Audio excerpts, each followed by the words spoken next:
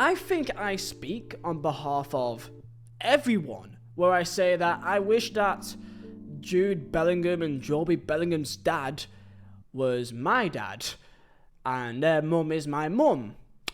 Because it means that I would be very rich. Bellingham Brothers is yet again another sample of this incredible, and I mean incredible, story that happens in football where there are two brothers at what could be potentially the pinnacle of football. When we're speaking of brothers at the top of their game, maybe you'd think of maybe Eden Hazard and Thorgan Hazard. Eden Hazard, of course, with his reputation, but Thorgan Hazard wasn't exactly poor either. At the same time period, you got Jerome and Kevin Prince Boateng, you got Yaya Toure and Kolo Toure. And if you go on further back, you got Phil Neville and Gary Neville, you've got Brian and Michael Laudrup, Frank and Ronald De Boer, and Filippo and Simeone Inzaghi. And there's a somewhat decent chance that Jude and Jobe Bellingham could be at least in the top 3 or top 5 of that brother list. This, of course, has come off the back of Jobe Bellingham joining Borussia Dortmund. Now, Jobe has kind of always stated that he's never wanted to be seen as just Jude's younger brother. If you have a sibling of your own, just like me, I'm the youngest brother of 2, and there's always that competition with the family, and that, of course, is what's driven these two throughout their entire lives, obviously. But when it comes to a professional game, and you've got, of course, an older brother that is better than you and is always seen to be better than you, that mentality will always push you to go against him and to always form your own path because you're your own person. So to see Jobe Bellingham go to Borussia Dortmund this summer is surprising to me. So comment down below your thoughts on Jobe Bellingham and kind of how do you see his career going? How do you think he'll do at Dortmund? Like, subscribe, and Mozilla Designs for the best football prints, all made by myself. Use code Vizeh for 15% off all items. Check it out. Now, of course, there's many positives with this. Of course, he's well aware of Dortmund, the culture, the people there because of his time in Dortmund due to Jude, but also Dortmund is one of the best clubs in the world, obviously, for developing young talent, and the pathway is obviously there for him to develop and to move on for that likely bigger move, which will probably happen in 2-3 years to Real Madrid. But you can tell that it does affect him, slight little things you can notice. For example, when he joined Sunderland from Birmingham City, on the back of his shirt, so in terms of any sort of announcements, press, media, anything to do with media, his name would be going by the name of Jobe and not Bellingham. Obviously, as the back of his shirt is Jobe. And for me, that's one of the most obvious tells you can have, that he wants to be seen as his own identity, obviously. Stadium announcers across the country would be insisted to call him Jobe and not Bellingham. Now, of course, this has come with some negatives. In terms of having that Bellingham name, expectation would automatically arrive, and it did at Sunderland. And this could come with people potentially rating him maybe a bit higher than what maybe he deserves because of the name, and then people not rating him at all because of the name. It can go both ways. For example, when Jude Bellingham won the Young Player of the Season back in April for this campaign, that many people online were saying that he just won it due to his name. Now, in terms of the nominations for the Young Player of the Year, it was between Jobe Bellingham, it was between Shea Charles at Sheffield Wednesday, and CJ Gunrally at Burnley, of course, my team. Now, if you're asking me who probably deserved to win it, I would probably say CJ Gunrally because of just the record-breaking defensive unit there. However, it was more of a unit, and people would say that Maxime Esteve was the better of the two, which I would agree with that sentiment. Jobe Bellingham, stats-wise, on paper, wouldn't exactly jump out of you. That's potentially why people would say that he just won it due to his name. 40 games in the Championship, 4 goals scored, 3 assists. It's not remarkable by any means. However, people do need to realise that he's not Jude. He's not a number 10. He's not an attacking midfielder like what Jude is. He's more of a potential box-to-box number 8 type of player. And for this season, has played predominantly as a number 6. Now, he can play a bit higher up at times, but he spent pretty much the entire campaign playing as a number 6. Specifically, 20 games in defensive midfield, 15 games in central midfield, and 4 games in attacking midfield. So even though on paper his stats may not jump out of you, and that's what people had this idea that his name is what got him the awards, I don't think that's really the case. Also, one other aspect about Jobe Bellingham was the fact that because Sunderland had I'll be honest, atrocious end to the campaign. Once they basically knew that they were in that 4th place spot and they were miles ahead of everyone else, but also miles away from the top 3, they were really bad. Like, I did predict Sunderland to win the playoffs way before the season ended, which I'm happy to get that right, but I was mainly purely out of blind optimism than anything else because I like Sunderland as a club as well. Like, they were, on paper, really bad. Like, they lost their last 5 games in a row. They won only 2 of their last, what was, I think, 11 games. Going into the playoffs, they were bottom 3 for, like, the worst form clubs in the entire league. Now, the question is, why didn't he just stay with Sunderland? If he wants to create his own path, why didn't he try to make a name in the Premier League?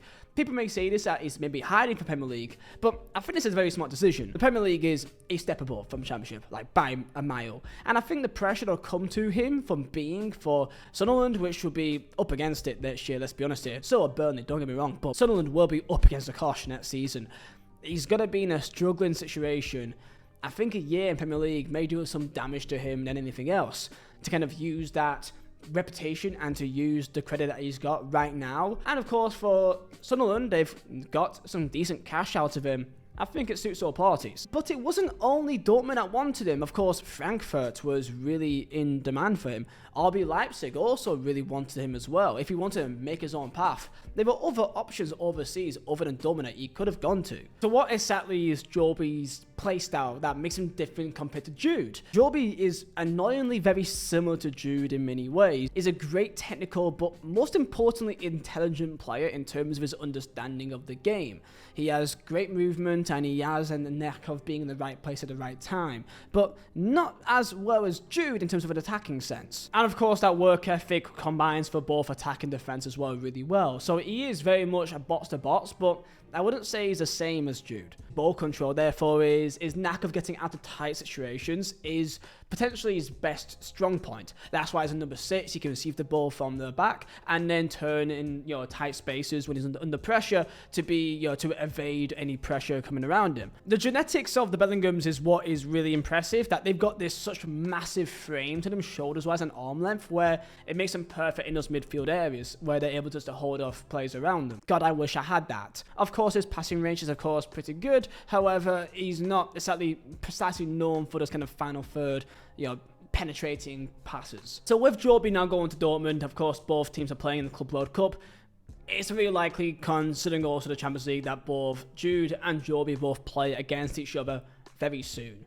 And that'd be a really cool thing to see. In terms of an Englishman, I'm looking forward to seeing how they can both develop for the English national team too.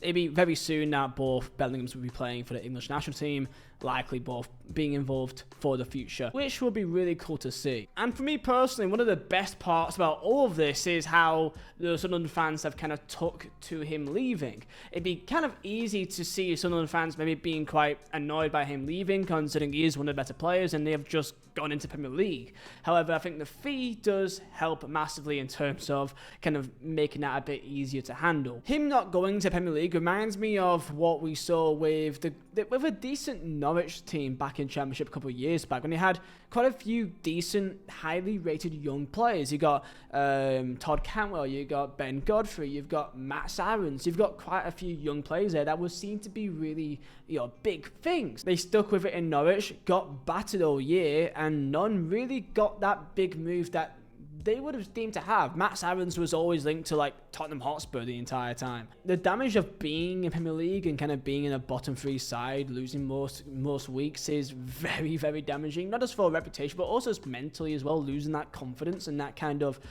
ego that you need to be a top elite player. Even so, this last year, for example, for me, that I've seen him is Howard Bellis, that for Burnley and Southampton were fantastic for Southampton, but then they go to Premier League and they look like they just don't belong. They just get battered each week and their stock just goes down. They are worse players because of it. They aren't better players. So unless if they get a move to maybe a mid club like a Fulham or Palace or Brighton that can give them a bit more breathability to kind of develop and to not have too much pressure, they're not the main man thrown in deep end. They're kind of been able to kind of jump in, jump out and develop naturally.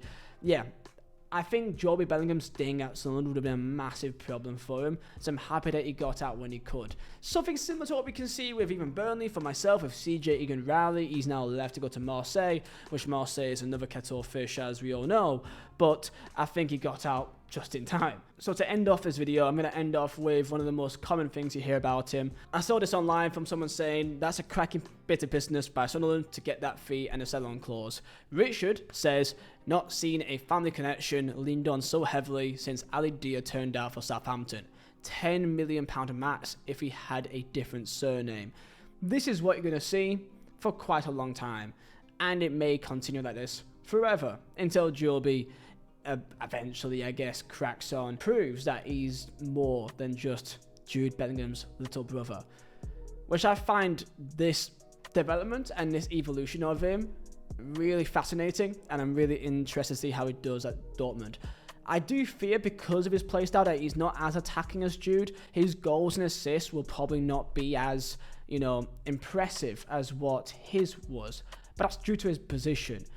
So I do fear that because he may not get as many goals as Jude, and that'll be the direct, easy comparison people will make, that people will see him as lesser than. However, his position on the pitch, despite him being versatile, is not Jude. So I'm a bit nervous to see how the kind of response would be if he ends up next year at Dortmund getting 2 goals and 3 assists or whatever, because that's not his game. Comment down below your thoughts on Jobe Bellingham, like, subscribe, and I'll see you next time.